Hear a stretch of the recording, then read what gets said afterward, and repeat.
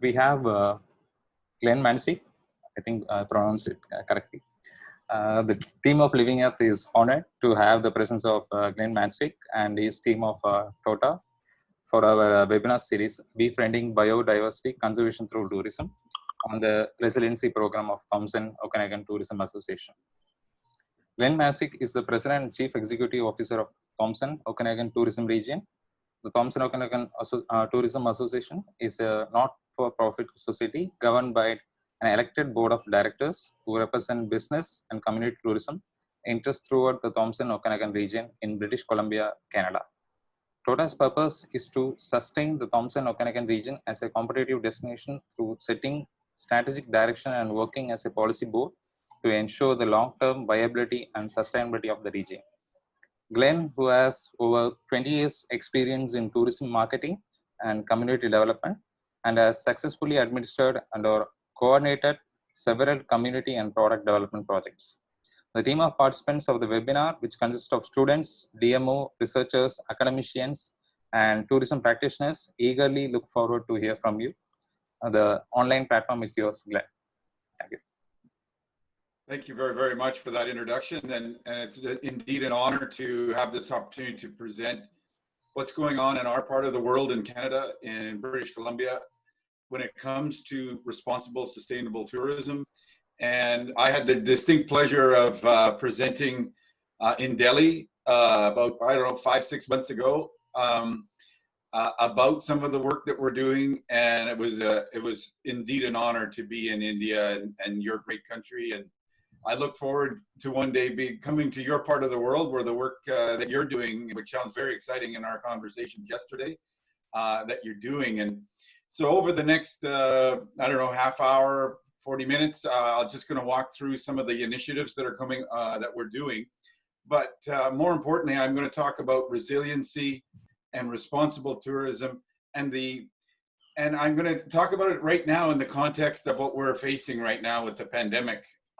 There's no question that the pandemic is a game changer for the tourism industry, and what we need to do as an industry to, as we come out of this terrible, terrible virus and its impact on the tourism industry and on the globe in general, and how do we want to come out of this in a responsible and resilient way? And so I'm going to talk a little bit about that, give it a little more real time. So I'm going to share my screen and hope the technology works, and we'll just get right into that.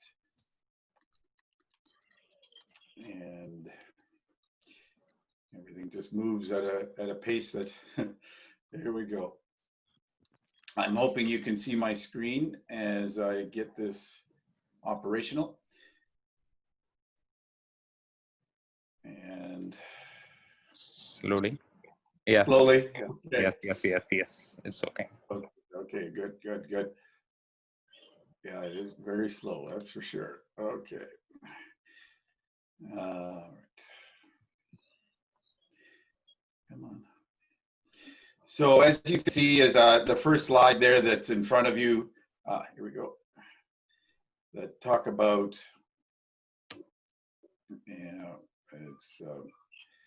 it's just going very slowly this morning. I don't know why.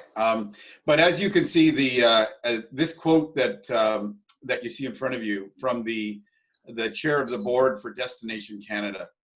As the pandemic has hit us as a country, the Canadian tourism sector has been disproportionately impacted. We were first hit hard by the pandemic as an industry, and we will be the last to recover as an industry. But what we've seen is that the tourism sector in Canada hasn't given up on its future survival, and I'm going to talk a little bit about that.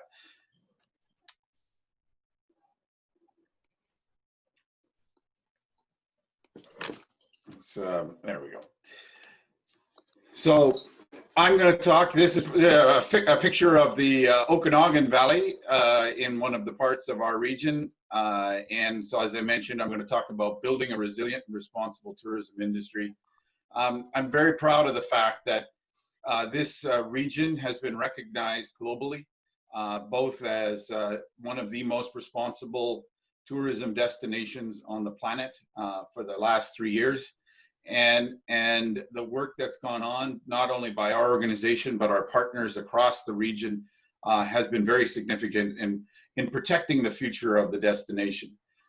Just to give you some context of where we are in the country, so you could see we're on the Pacific coast of Canada in the province of British Columbia, and we're in the central interior of British Columbia.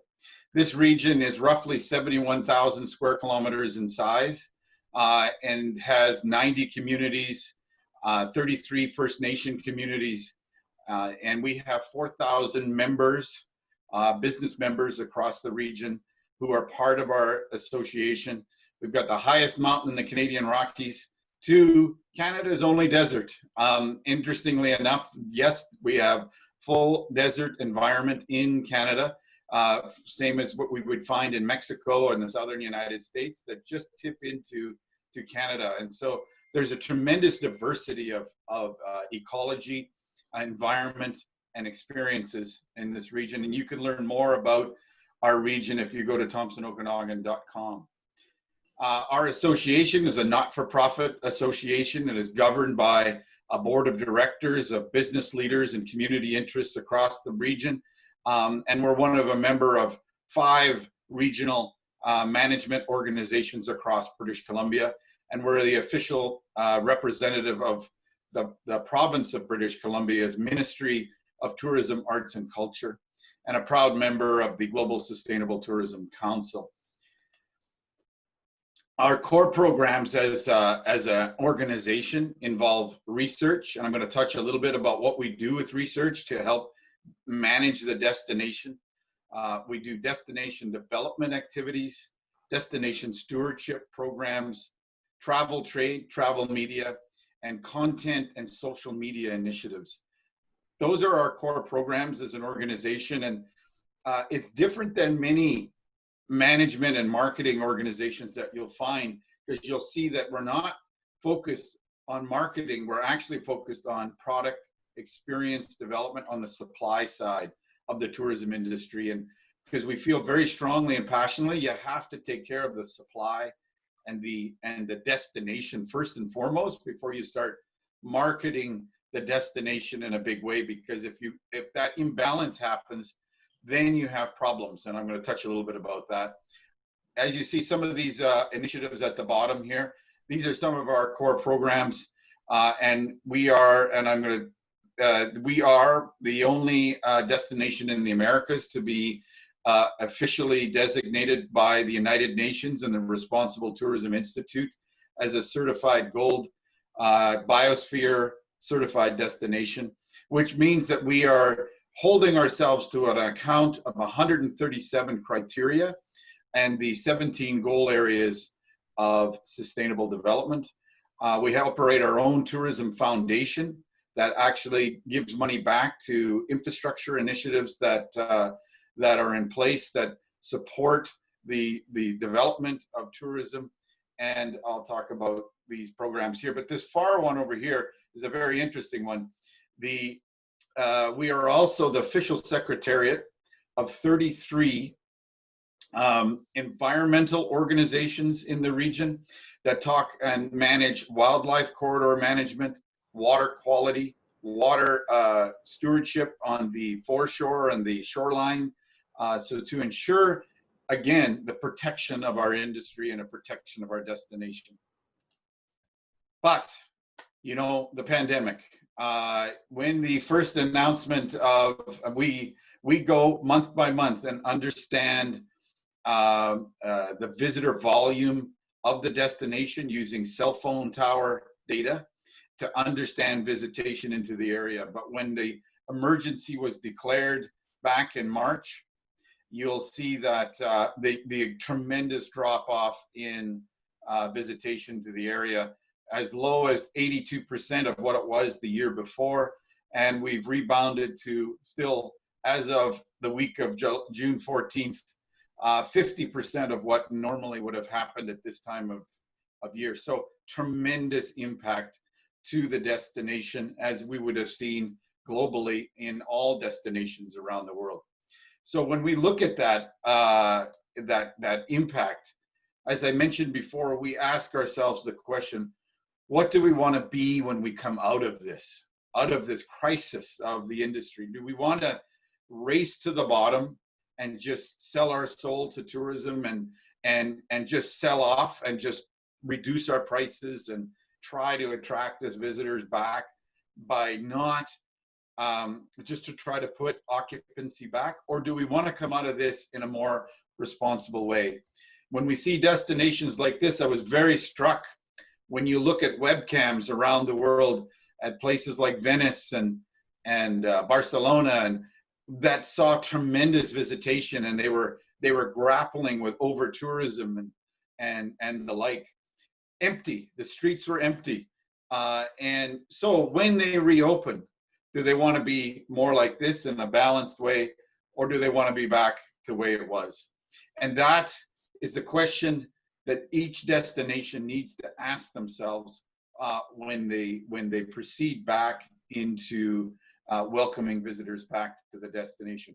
So we ask ourselves another question: how can the world build a responsible and resilient tourism industry? And there's a lot of best practices that we see being developed right now that we are watching very closely, and we're engaging in a way that helps our destination know what to do and help us guide our leadership. And the United Nations World Tourism Organization is one organization that's been forward thinking on a number of initiatives, and the responsible recovery, we look at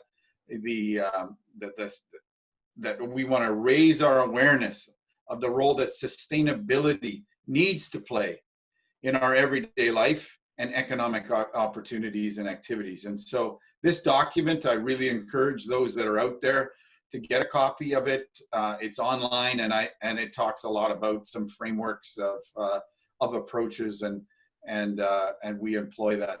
Obviously, as an organization, we are absolutely committed to the 17 goal areas of sustainable development. We have initiatives and programs in each one of these categories. I'm going to touch on just a few in my short time speaking today, but we as a destination and as an industry need to show leadership at this critical time more than ever before, and look at a broader holistic approach to tourism. When we look at this, we're not just about economics and that aspect. We have to look at how we can support and impact everything from poverty reduction to equality into the workplace, to social justice and peace and harmony, and those things can play a big role in the industry as we do that.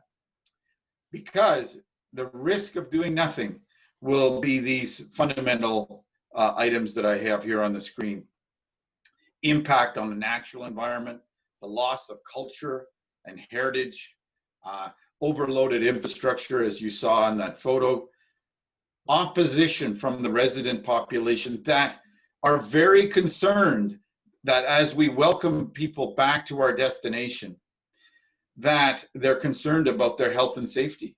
They're concerned that people will be bringing the pandemic to their community. And we need to work with communities to give reassurance that we're not adversely impacting the health and safety of the resident population. And so we need to make a better connection there. And finally, of course, we don't want to lessen the visitor experience.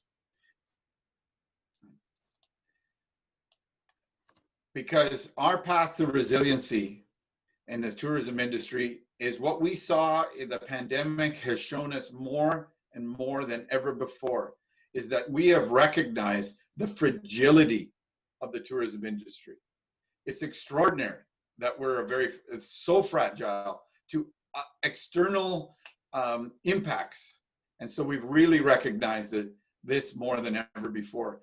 And so as a result, we have to understand the interconnectedness of the tourism industry, that we need to work together as a team that we're trying to do here, and we're looking forward to partnering with your organization in India and others around the world as we learn best practice to come through this, so that we can live in harmony, to develop that social license, that relationship, again, with our residents, that we are an important sector in the support and development and stewardship of the land, the people, the water, and the social and cultural aspects of the destination. To be stronger and more resilient as a sector, but more importantly, to just be better as a sector.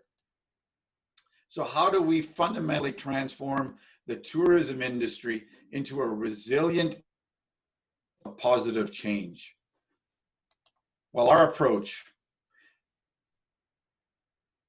in the Thompson Okanagan region effort. So what does resiliency mean to us? We look at 4 fundamental pieces. Profitability. Obviously, it is not a philanthropic industry. We're here to make money. There's no question about it. Industry needs to make money. Otherwise, there is no industry. So we understand that that is a fundamental value that we take into this industry. But when we talk about money, we're talking about ensuring that the seasonality factor is lessened and reduced, that people are generating their wealth over a longer period of time in the year, not just in one pronounced part of the year. And so we look at that very closely at broadening the season, the shoulder seasons and the seasonality. The people, or it is about the resident. It is about inclusivity. It is about universal accessibility.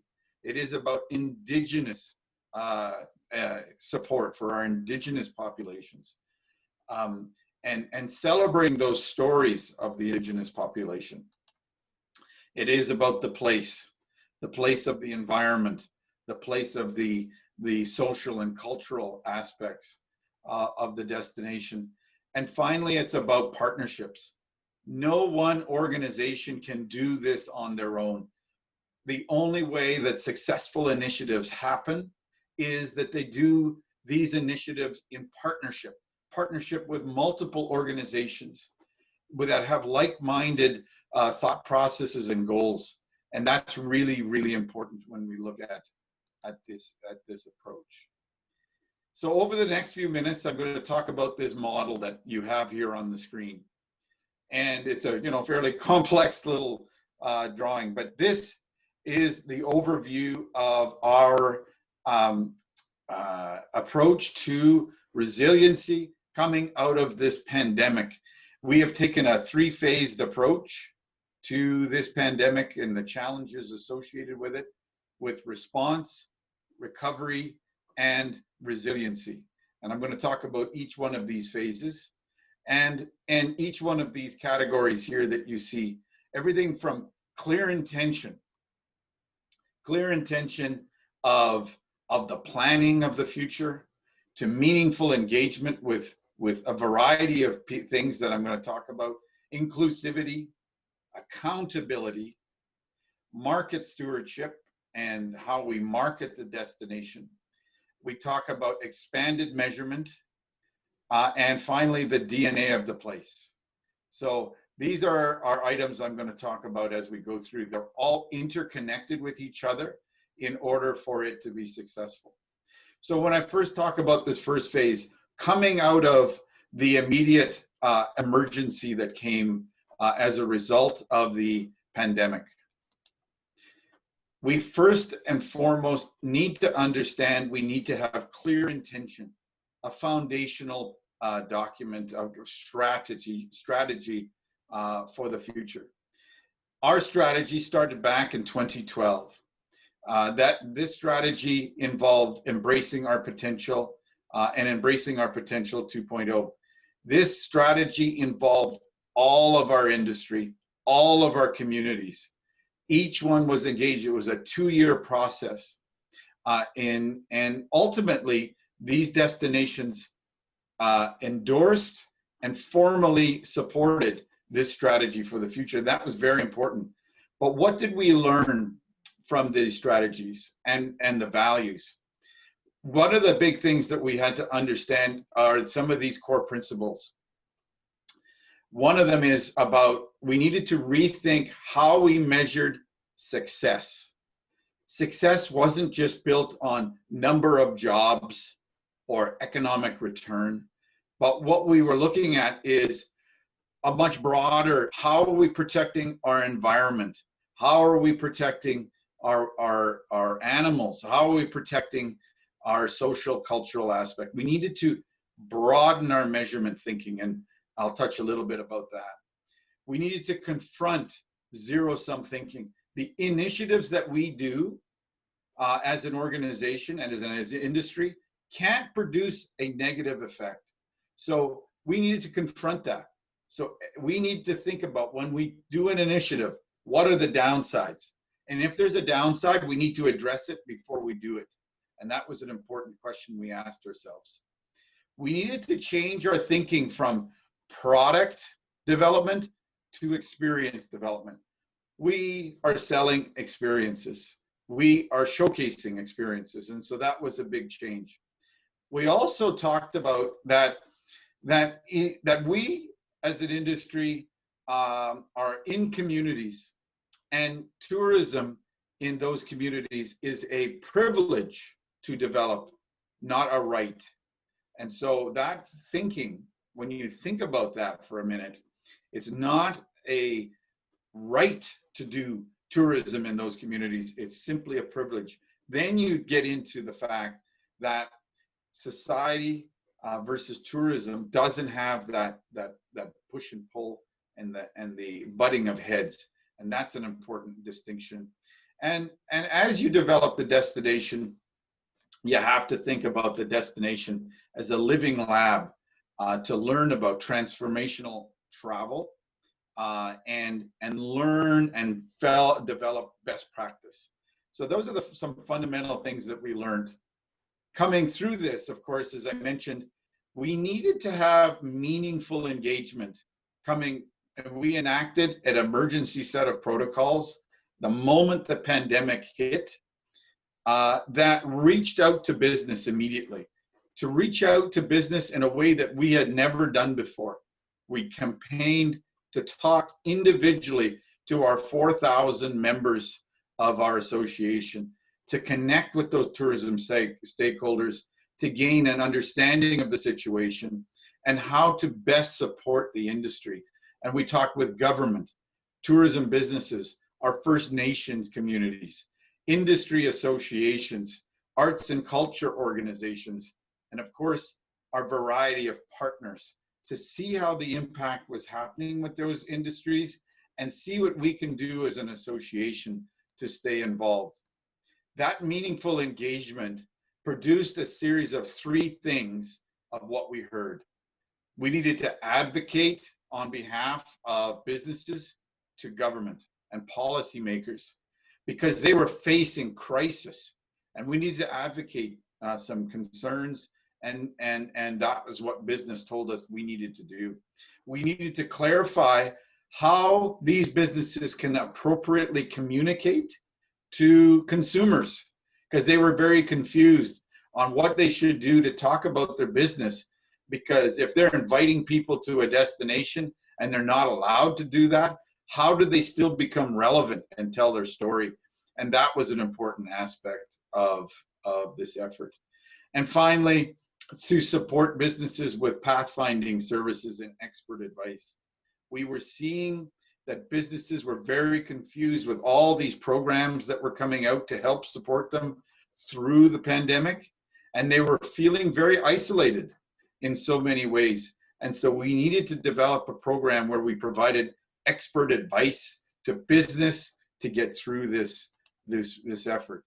So when we talk about, first of all, the advocacy on behalf of businesses to government, we as an organization shared local insights with the provincial and federal governments, with daily calls and weekly reports to tell the policymakers what was happening, and hearing from those businesses or for their very survival. We advocated for relief grants and reduction and elimination of government fees and tax payments and aids to reduce the fixed costs of utilities, communication technologies, and financing and rent and things like that. And we focused on keeping as many businesses solvent as possible. Because, and when we talk about resiliency and sustainability, if we don't have businesses, then there's no destination. Or if we don't have those experiences I mentioned before in our development of that program, there's no destination to talk about here as a destination. So we needed to make sure that we saved as many businesses as possible in that effort. As I mentioned, we've consulted with over 3,300 businesses in just a 14-week period alone, which was a tremendous effort. And when we're talking about engaging those folks, we're talking to them on the phone individually, hearing their story, and providing that support that needed to happen in the effort. And what we heard, unfortunately, and what we're seeing, that already almost 21% of the businesses in our area have become insolvent, sadly insolvent, as a result of the pandemic. And our hope is that we can protect the other 80% as we get through this and support those efforts. We needed to, as I mentioned, clarify the appropriate consumer communications. So we developed a social media and content set of guidelines for the tourism industry stakeholders that help them, educate them on how to communicate during the pandemic. And then we also produced very targeted marketing campaign planning through use of big data. And I'll touch on that in a second. As I mentioned, one of the things with the social media aspect is we developed a social media toolkit. You can see this toolkit on our website, and I'll show a link a little later on in the presentation that you can access. But I really encourage you to take a look on how to communicate appropriately during this pandemic effort. But when I talk about market stewardship, as I mentioned, the use of big data, there's tremendous technology out there that helps you better manage the destination. And one of the things we use, as I mentioned, is cell phone tower data. Every time you go past a cell phone tower, everything about you is on that tower, or a lot of things are about you are on that tower. And we as a destination utilize an aggregated form of the data to understand visitor patterns, where people come from, how long they stay. And we can use that data very, very appropriately to understand visitor impact, visitor volume. And when appropriate, we can attract the right type of visitor to the right location at the right time of year. Those are very fundamental values that we can do because we're very targeted in our marketing to attract the ideal visitor that respects the environment and our culture, rather than, again, a shotgun approach to our marketing and development efforts. But we've taken it a step further when we target market the destination, because we also want to attract and analyze our visitor, that we analyze the origin, length of stay, but we also analyze the transportation method that they come and that potential visitor, so that we can reduce the carbon impact to the destination.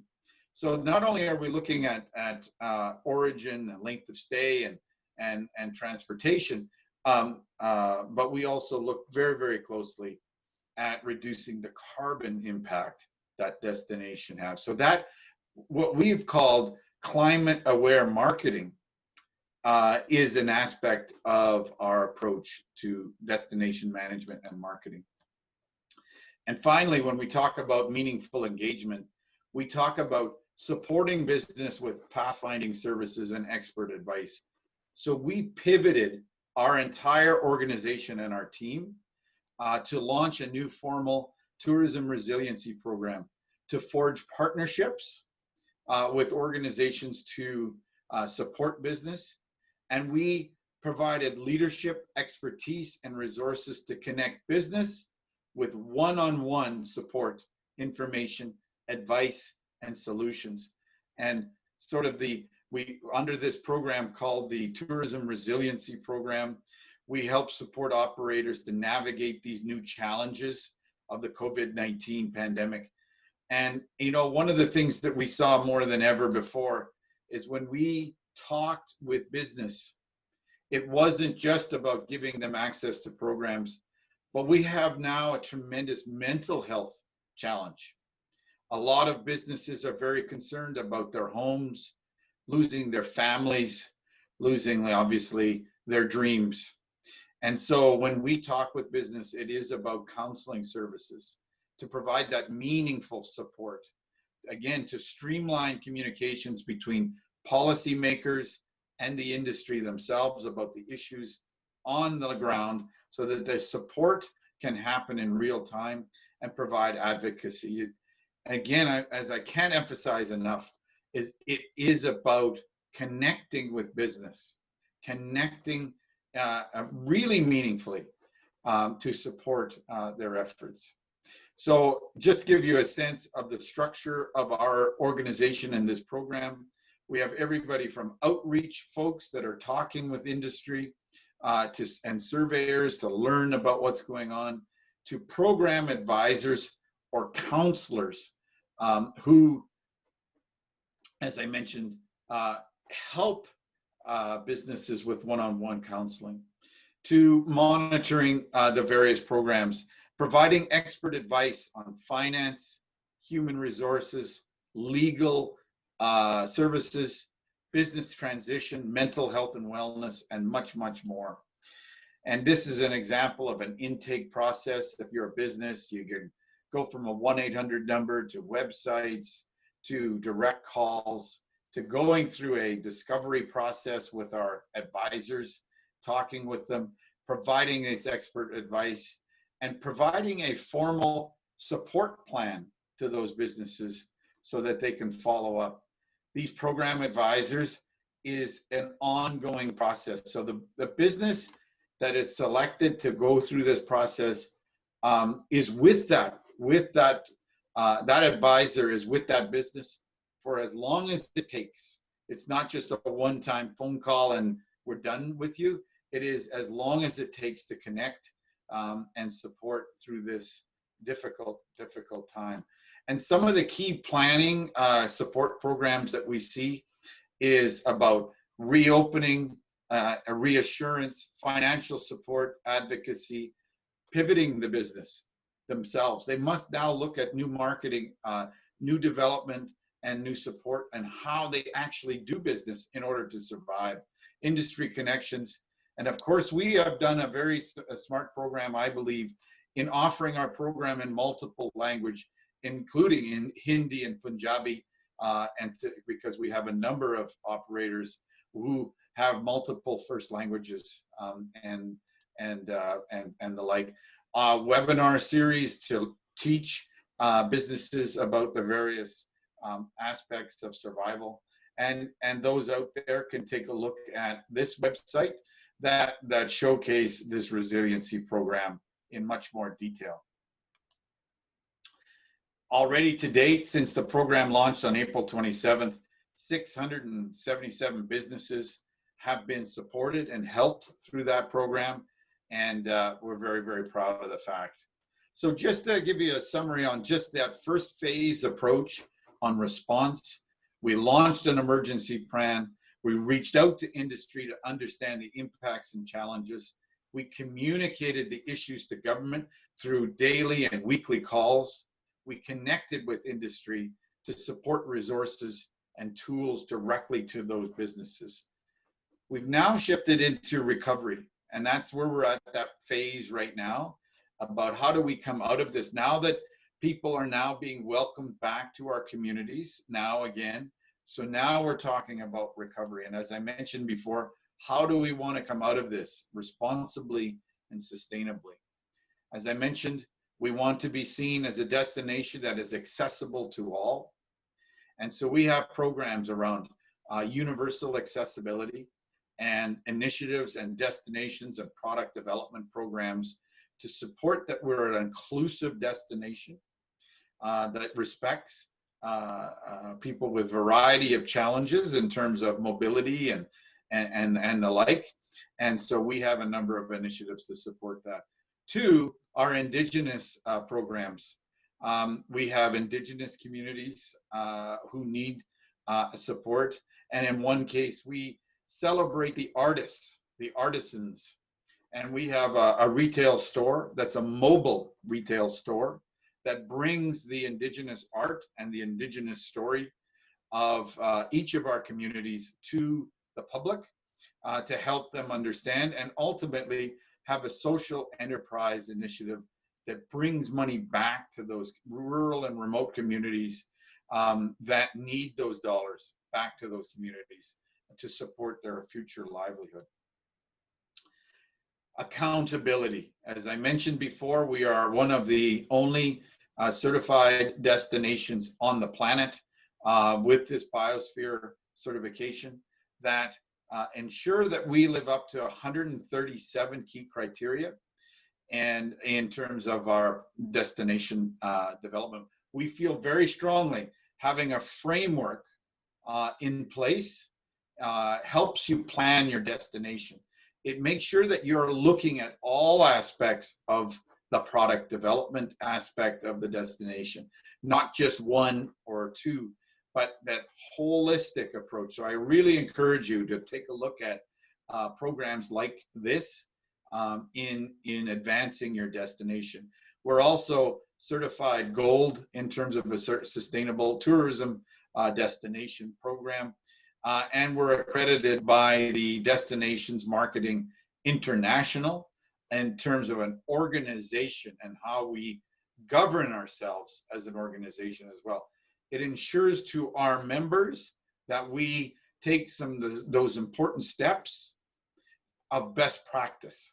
Again, it's learning from each other and developing with focus in order for us to survive as an organization. We're a member and a strong member of the Global Sustainable Tourism Council. Again, learning from best practice around the world. We are a formal destination with the United Nations INSTO program, which is the International Network of Sustainable Tourism Observatories, which again looks at measurement of 9 key categories of effort, as I mentioned, from environment to social, cultural, and economic aspects. And we're part of 27 destinations around the world who measure key aspects so that we can understand how we stack up as a destination. So we have continuous improvement in that effort. We're also a member of the Happiness Initiative. And this Happiness Initiative is understanding resident sentiment towards tourism, and that we have continuous improvement and understanding as an industry that we're not negatively impacting the resident population, so that we can do it in real time. We're a formal signatory just recently of the Future of Tourism. And I really encourage people to go and look at this website on the Future of Tourism and those guidelines of coming out of this. And we have just been approved as a destination through the World Travel and Tourism Council as a safe travel destination.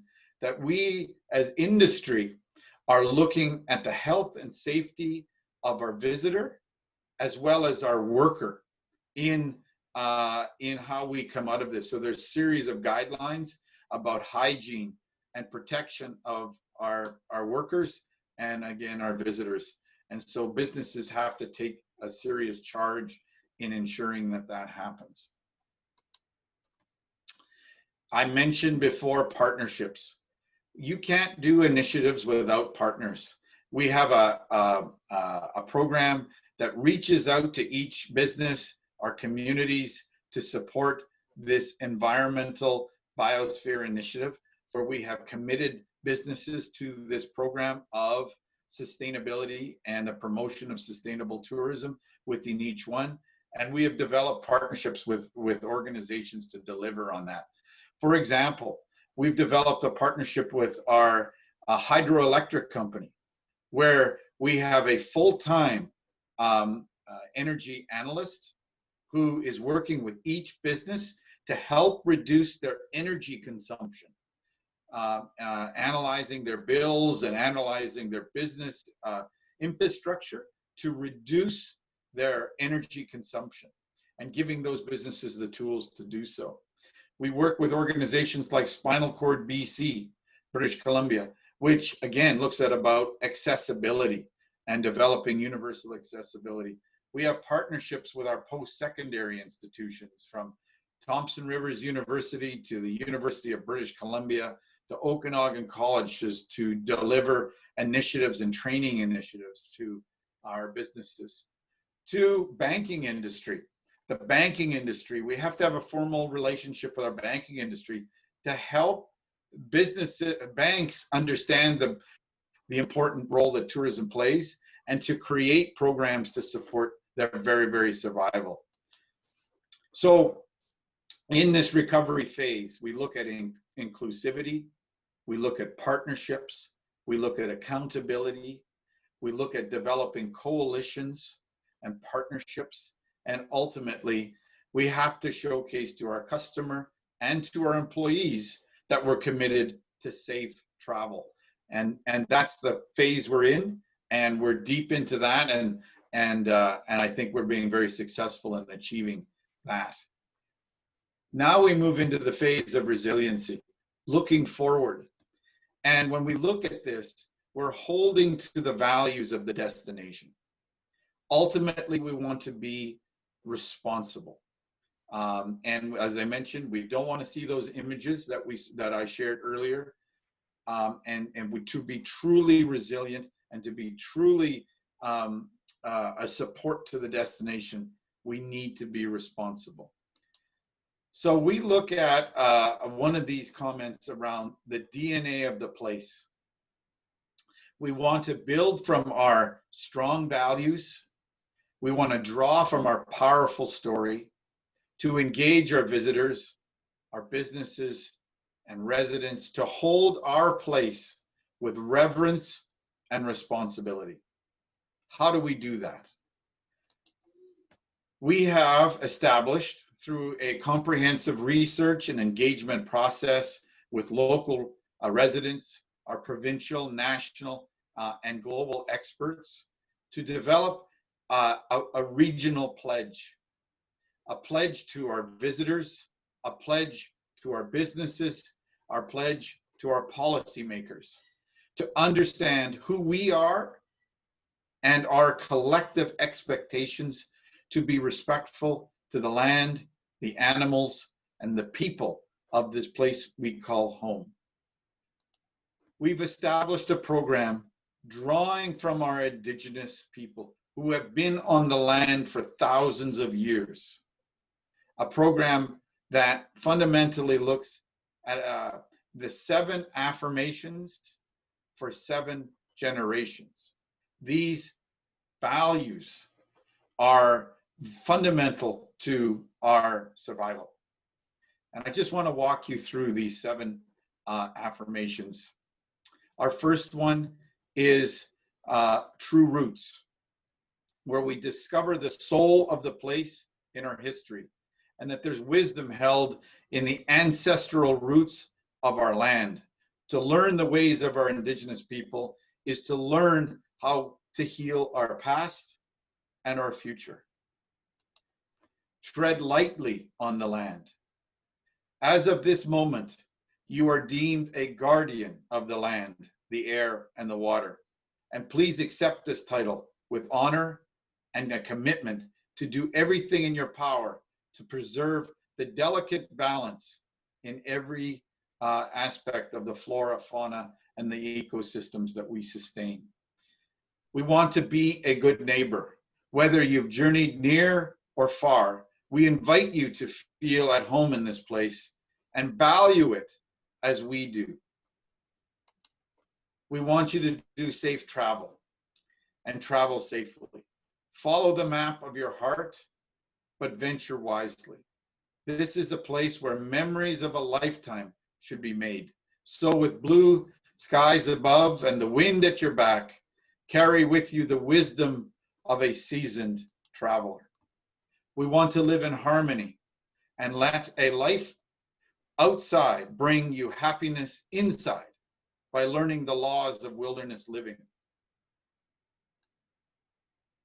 Choose local. Choose to buy locally, and you'll transform riches into enrichment. You'll have the ability to nourish the strength and character of communities you visit and be a champion for the local folks, leaving a wake of pride and gratitude along the way.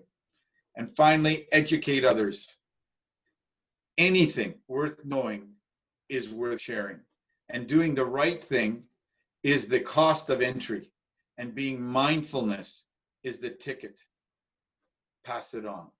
These values are important for our customers, our business, and our policy makers. I encourage you to look at this pledge. We have a comprehensive video that showcases more in depth this program. Look at this website address here, totabc.org/regional pledge.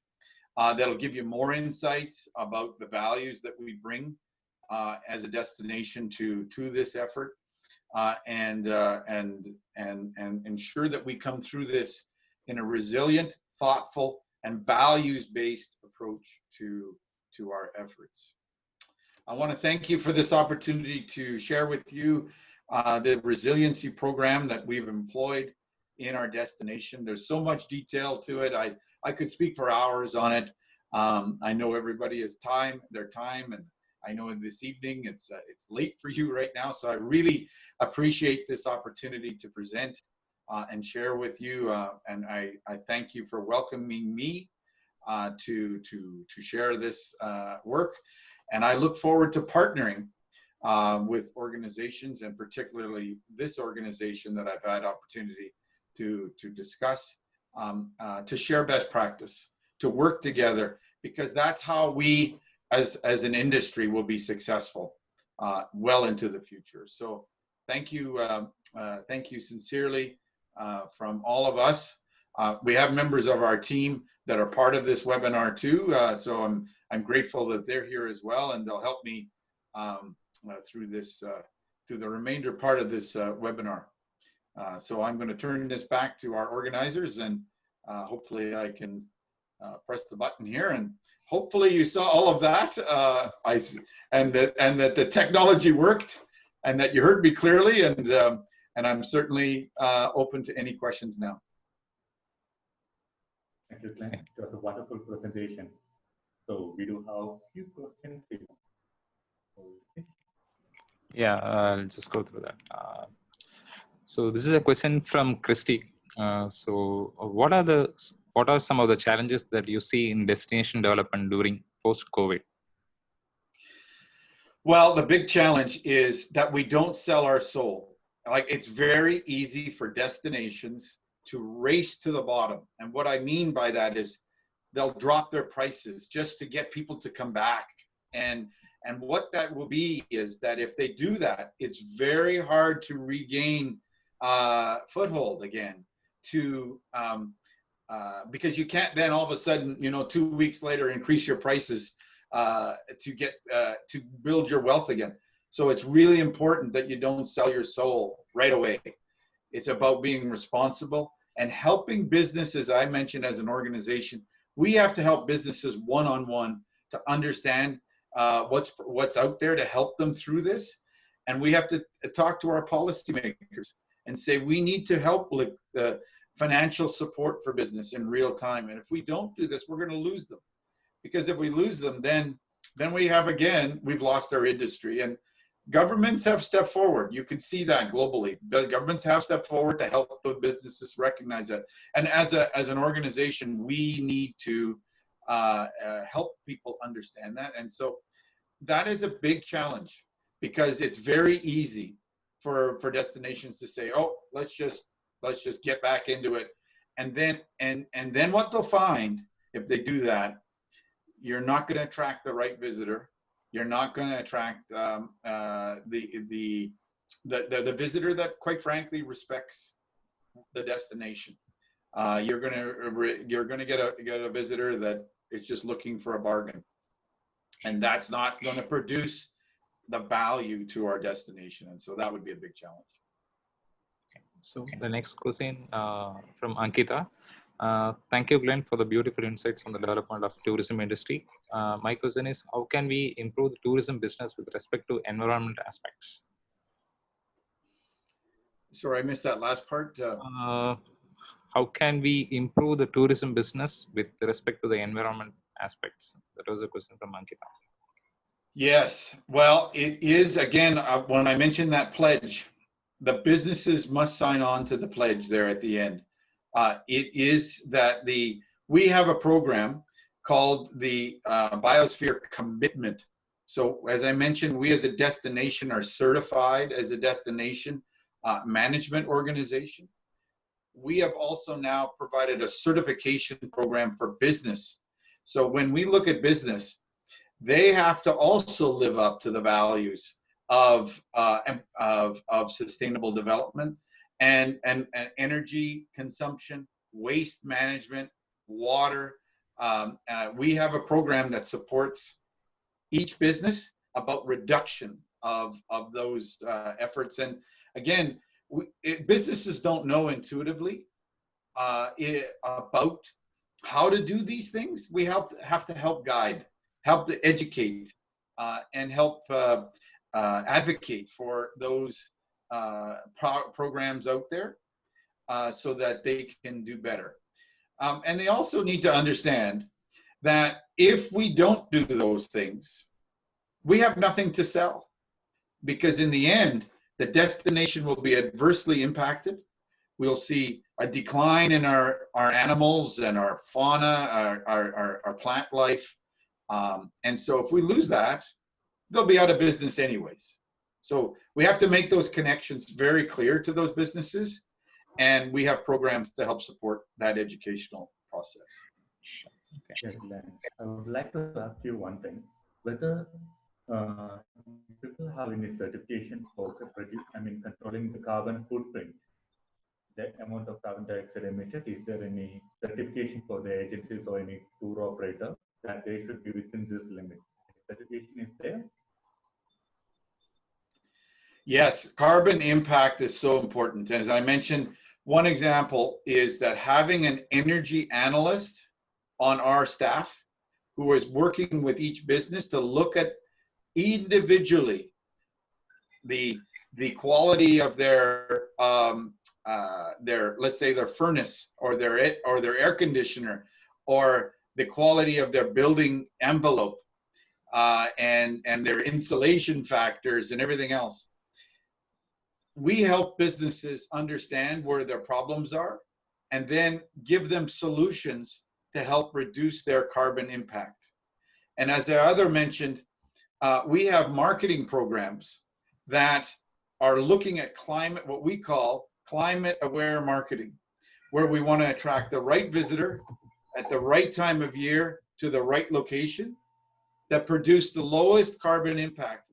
We use that big data, that looking at cell phone tower data to analyze, because we can map out exactly where people are coming from. It's quite Big Brotherish, quite frankly. You can actually see where people come from, and so we can grab people and talk to people that we want more of, the type of people that spend more money in the destination, stay longer, but use the least impactful transportation method to come to the destination. So we can analyze that. We know those people, and we want to attract more of those people, as opposed to, again, a shotgun approach to marketing. And that helps us reduce the carbon impact in our view. And we've done that, I think, very successfully, because we now understand those visitors and their types. So on the business side, we look at their infrastructure and ensure that we can reduce their impact from a carbon perspective. And then we look at the visitor and look at a very targeted approach to the type of visitor that produces those negative carbon impacts. So when we look at that in a package, we believe we're helping support the reduction of greenhouse gases. So the next question is from Kaushik. I'm going to add these two questions and ask Atif Saidi. How can we have safe travels after the COVID-19? And to add to that, whether the guide business is going to suffer due to social distancing, will guide lose his job? Yeah, very good questions. The first one around guidelines, I really encourage you, in order to have safe travel, the businesses need to work from a set of guidelines to ensure the hygienic cleanliness of the business. We are now at a place where businesses, the consumers are making decisions to come to a business if they have a high set of standards around the cleanliness of their business. You know, it was interesting. I would say, you know, how when we look at the chefs and the cooking industry, how we opened up our kitchens to allow people to see into the kitchen, to watch the artistry of chefs produce their gems and food. And it really celebrated them and made them rock stars, basically. And we're going to see what happened there to the housekeeping aspect of the housekeepers, and celebrate that those are now the rock stars of the industry. Because if we don't have qualified people cleaning the rooms, cleaning our businesses, they will be out of business. And so there are safe guidelines to do that. And I really encourage you to look at the World Travel and Tourism Council website around safe travels, and encourage you as a destination to become a safe travels destination, because within that, it has a set of guidelines for business and a set of guidelines for a destination management organization. So take a look at the World Travel and Tourism Council. There are guidelines out there to help you reopen as a destination. And I can totally sympathize with those travel operators and those operators that are on the ground that are having struggle providing social distancing opportunities. And we see that in our own destination. And that is one aspect of our industry that we're very concerned about their future health, in economic health, because it's hard for some of these businesses to produce that social distancing in order to survive. But I will say, if you go to that website, the World Travel and Tourism Council website, you will see a set of guidelines for operators in this space. And you will see how those businesses can best operate through this pandemic.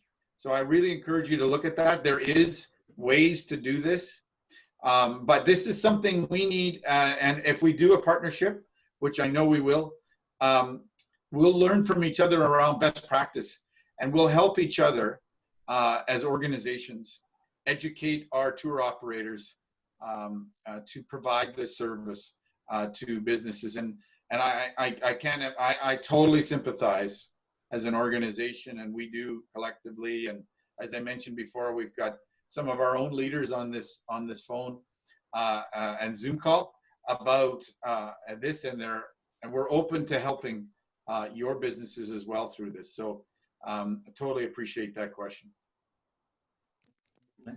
So shall we have last two more questions? The remaining questions shall be sent privately. So we are running short. So Simran? Oh, sorry, I missed that last question. Ritesh?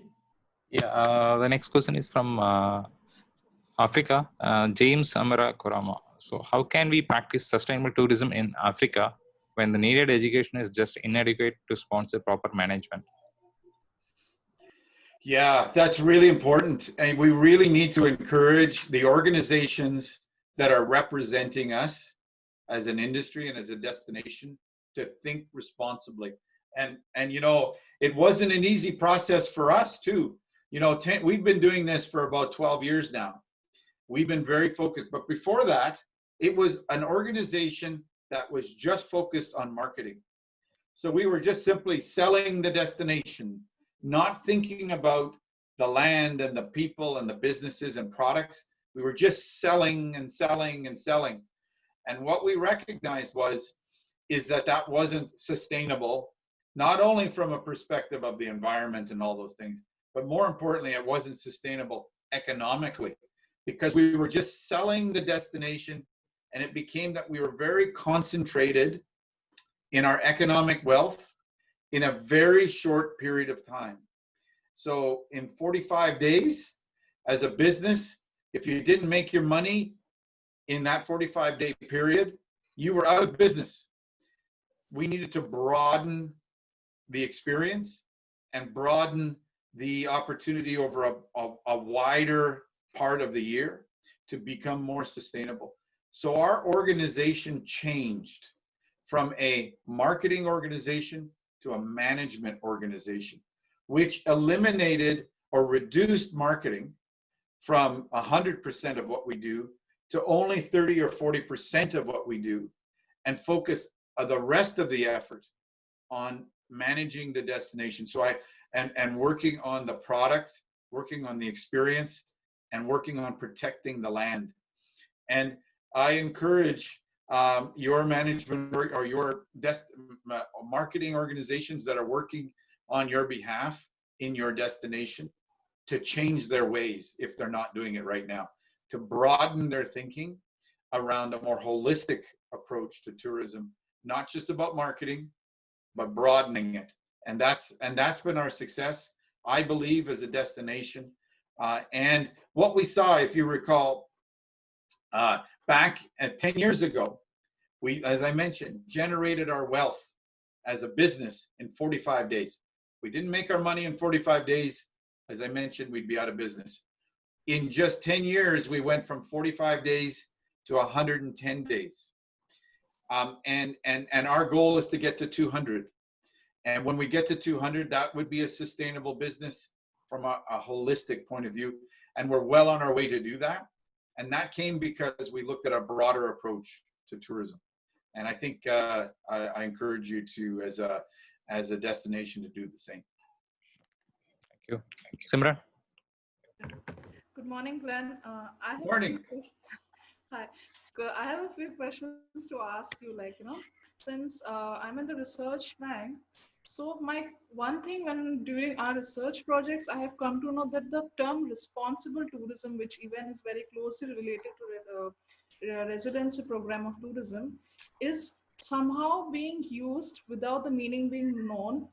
Somehow it's becoming like a propaganda that organizations, which they don't know actually what the policies are or what the impact will be, but just to attract business or to have the term sustainable, they will say we are a responsible tourism organization or we promote that. So definitely, I think from your experience also, you might have come across such organizations. So what do you feel like is your response, like as an organization, even us as Living Earth as an organization, how we can be dealing with that issue? Like responsible and resilient tourism should not be a propaganda. It should be something that should be actually be implicated. So what is your point on it?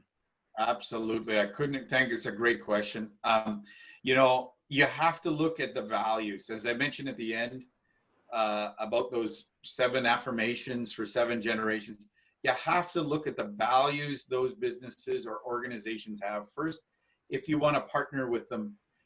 I ask the question all the time of those businesses, what are those values? If you don't believe in the values of responsibility, they're not an organization that are true. And so as an organization, when we look at partnering, we ask those questions. And we won't partner with an organization that doesn't share that value. So when we talk about, I said earlier, in order to succeed as an organization in our initiatives, we must do this in partnership. We can't do it in isolation. Not possible. But we want to partner with organizations that are like-minded. And if they're not true to those values, then we're not partnering with them.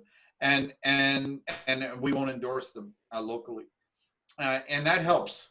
There are a lot of businesses we know that are greenwashing, and we make sure we root those folks out, quite frankly, because they're not who we promote as an organization, and they're not who we help. We work just with businesses that have the values. And hopefully over time it roots out, if I would say if I could say this, the bad guys, and focus on the ones that have the trueness of the focus of responsibility. And I think it's worked very well, quite frankly. I have, if time is permitting, may I ask few more questions I have? Like, Sure. is time there? Sure. Yeah. So another thing that we have seen when we talk about responsible tourism, sustainable tourism, like, when we go to the people and ask the organization, the term sustainable tourism is only related to one segment, that is the environment that they focus. Whereas the social and the economic, that is not put much into effect, which in term actually the three should have equal propaganda, like equal strength. But when we use the term sustainability, because in one of the research for us, when we were doing, we were asking the people what actually sustainability means to you, because everyone uses the term sustainable. So when you actually point out what is sustainably meant, like from the research that was done by us, we came to know that it was like it should be environmental friendly. That is the only aspect that comes. Whereas the social and the economic, that is not much focused. So what do you feel that we can actually bring into that sustainability is not just, and like environment is the main aspect of it, it's a very important part, but it is not just the environment. The other two pillars are also there, which is actually Right. is not being focused. So how can we highlight that aspect according to you? Yes, another great question. And it's exactly, that's why I really encourage you to take a look at the some of those accountability frameworks that I mentioned with Biosphere, and there's other organizations out there, but in our world, Biosphere, that holds us to account on 137 key criteria. And again, not just about the environment, but those social, cultural. If in order to have a high standard, we need to have a checks and balance. And so we're checked every year as an organization and as a destination that we're looking at all the aspects of tourism through this accountability framework. And how we describe this to our industry is we look at the 17 sustainable development goal areas of the United Nations. That's how we explain it to our industry. We're not just talking about the environment. We are talking about women's equality in the workplace. We're talking about the poverty reduction efforts that tourism can play in this effort. We're talking about the protection and celebration of indigenous culture. We're talking about a much more broader approach to inclusivity and a universal accessibility. And that helps business understand that. So I really encourage, as a destination management organization, that you put those elements front and center. In fact, when people come into our business and our office, that's on the wall. That whole program is on the wall, so they understand this is who you're talking to. And when you talk to us, we're talking a much broader thinking of what tourism stands for. And I really encourage all destination organizations to look at an accountability framework, because then you can educate your businesses. And we've now taken that accountability framework and now made it an accountability framework for each business. So in order to become a certified business within the accountability framework, they have to look at not just how they practice environmental programs, but all these other aspects as well, ensuring that their business is accessible for customers, and of course the protection of the worker is another aspect. So in order to get that commitment, they have to show that they're doing that, and so that helps that. And I really encourage you to look very seriously at that type of thing. So another aspect is like the research that you have focused, that is very essential to know the ground reality and bring it up. So there, it seems like there is a gap between the research that is done and the research that is implemented. Like for the academic research that we do and the research that is for the practitioners, there seems to be a gap in there. So how do you think that gap should be, can be bridged? And like in addition to that also, I would like to say, like, being students and like, for students and researchers who want to be doing, and as you said, you're looking for collaborations, like, individually we can do little and together we can do so much. So when you say you were looking for collaborations, if there is organizations which are starting, like people, they will not have that maybe that establishment, like they are not that established, but they're, how do you know actually this are the people who are actually working for the impact, like they can actually join in? How do you judge that, or how do you make that analyzing about it? That's one Yeah. question. Yes. And as an organization, we have one of our partners series is our post-secondary institutions. We have 3 post-secondary institutions in our region, 2 universities and 1 college. We have a formal partnership with those institutions so that the research those institutions are doing are supportive of the programs that we need that are practical. We don't want them to create a whole bunch of research initiatives that actually aren't connected to the land and the industry. So by doing a partnership like that, we provide meaningful education to our upcoming students that are going through. So we have internship programs in our organization. We have programs that enable students to do work, practical work on the projects that we do, which then gives them frontline experience. And I really encourage a formal partnership happen between an organization like ours to those post-secondary institutions. And then it helps that they're not doing it in isolation, but they're doing it in collaboration. Because if they don't do that, it'll get to you exactly your point. There's a big disconnect. They'll create research initiatives that really aren't practical and aren't vested in the initiatives that are around them at the time. And what we find is that we have a number of interns right now as we speak in our organization. Some of those interns, in fact, one of the gentlemen that's on this line here, Anirudh, was an intern from a university. And Anirudh is now a full-time employee within TOTA to manage our foundation. And that came because we made the connection between the post-secondary institution and ourselves and provided practical experience. And I think that's really important. It's really important that we step up and encourage those students to work with us and our businesses. And I think that'll help bridge that gap. One more question. I'm sorry if I'm pulling it up. Like the post-COVID scenario for the resilient tourism to become resilient is the concept of travel bubbles that have come up, like travel bubbles. So how do you think, how resilient is that concept according to you? The travel bubbles, the concept of that. The travel purpose? Travel bubbles. Sorry, I mean, travel bubbles. travel bubbles. Yes. Oh, I see. Yeah, I think, well, we'll have to be very innovative in how we reopen. And the answers, we don't have all the answers. In fact, it's interesting. And that's why best practice and relationships between different organizations are important, because somebody in Spain or in Portugal or in your part of the world, in India, may have come up with solutions. And that we need to learn from each other through this process.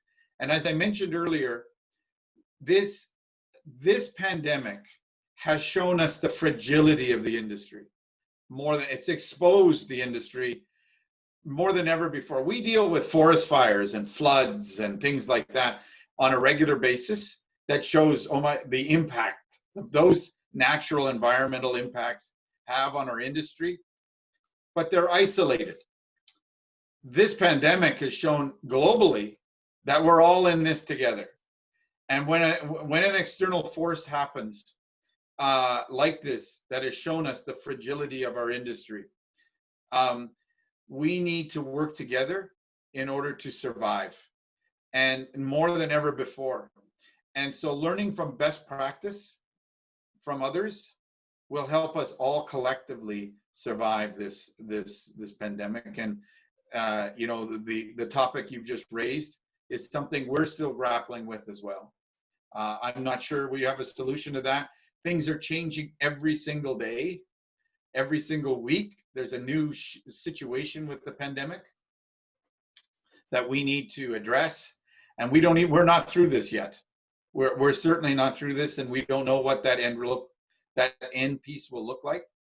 But what we do know is that if we work together, we will survive, and that we do know. If we work in isolation, if we work in a competitive state, then we will fail. And so that's we don't want to fail. And again, I thank you for this opportunity to present what's happening in our part of the world. I look forward to partnering, as I mentioned earlier, with your organization there. And so I know our team is looking forward to working with your team in developing a formal relationship with you. And we will be doing that in the coming weeks. And we'll learn from each other, because I know we can learn a lot from what you're doing. I know that we will get through some of our challenges by doing so. And so I look forward to do that relationship.